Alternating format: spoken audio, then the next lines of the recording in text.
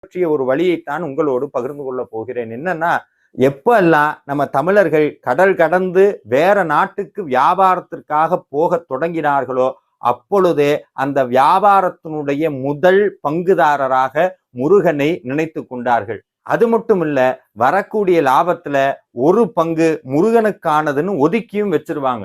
இந்த வழியைத்தான் நான் அந்த நபருக்கு சொன்னேன். ஆம், நீங்கள் செய்யக்கூடிய பிசினஸ்ல முருகனை ஒரு பார்ட்னரா மாத்துங்க.